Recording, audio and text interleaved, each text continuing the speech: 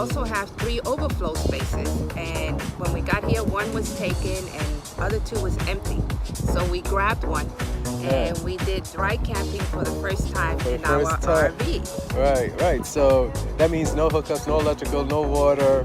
And it wasn't that bad. It was actually pretty exciting because we got to try out everything that we've been wanting to do that we haven't done. Right, just in case Mad Max days are upon us, we now are ready for that, right? So we have the experience now.